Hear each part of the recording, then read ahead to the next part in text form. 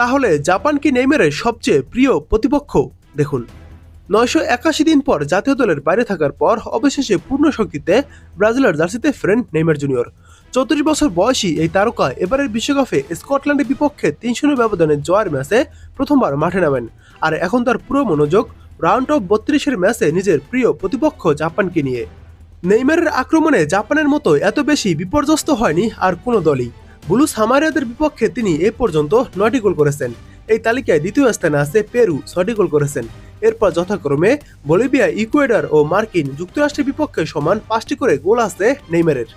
১২৯ ম্যাচে ৭৯ গোল নিয়ে নেইমার বর্তমানে ব্রাজিল ইতিহাসের সর্বোচ্চ গোলদাতা। কিংবদন্তি পেলের চেয়ে 2টি বেশি। ২০১০ সালে মাত্র 18 বছর 6 মাস বয়সে আন্তর্জাতিক ফুটবলে অভিষেক হয় নেইমারের। এখন 34 ছাড়িয়ে ক্যারিয়ারে শেষে এসে দাঁড়িয়েছেন তিনি। এরই মতো স্কটল্যান্ডের বিপক্ষে মাঠে নেমে রোনালদো এবং কাফুর মতো কিংবদন্তির পাশে নাম লিখিয়েছেন তিনি, যারা ব্রাজিলের হয়ে 4টি ভিন্ন বিশ্বকাপ সংস্করণে খেলার অনন্য কীর্তি করেছেন। ২০১২ সালের 16 অক্টোবর পোল্যান্ডে একটি প্রীতি ম্যাচে জাপানের বিপক্ষে প্রথম মাঠে নামেন নেইমার। ব্রাজিল ম্যাচটি 4-0 ব্যবধানে জেতে। সান্তোসের হয়ে খেলা তৎকালীন 20 বছর বয়সী এই বিস্ময় বালক ম্যাচে 2টি গোল করেন, যার একটি ছিল পেনাল্টি থেকে এবং অন্যটি অস্কারের অ্যাসিস্টে আসে। এরপর কাকার একটি গোলেও তিনি সহায়তা করেছিলেন। ব্রাজিলিয়ান মিডিয়া তখনই তাকে ভবিষ্যতের সুপারস্টার হিসেবে ঘোষণা দেয়। জাপানের সঙ্গে নেইমারের দ্বিতীয় দেখাটি ছিল 2013 সালের 15 জুন ফিফা কনফেডারেশন কাপের উদ্বোধনী দিনে। ম্যাচের মাত্র 3 মিনিটের মাথায় বক্সের বাইরে থেকে এক দুর্দান্ত বলিতে গোল করেন নেইমার।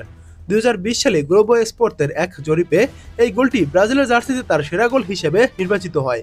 ম্যাচ শেষে কোচ লুইস ফিলিপে স্কোলারি তাকে আসল তারকা হিসেবেও অভিহিত করেন।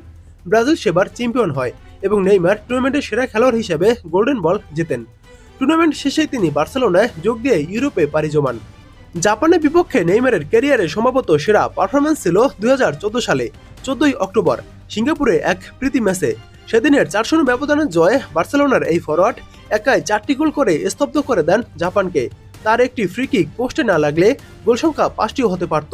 ম্যাচ শেষে আবেগ আপ্লুত নেইমার বলেছিলেন, শুধু এই ভাবনাটুকুই আমার গায়ে কাটা দেয়। এটি এক অবিশ্বাস্য অনুভূতি। আমি চাঁদে আছি যেন আমার বর্ণতম স্বপ্নেও ভাবিনি জাতীয় দলের হয়ে এমন কিছু অর্জন করতে পারবো। তো আজকে নেইমার কয়টি গোল করবে অবশ্যই কমেন্ট করে জানাবেন।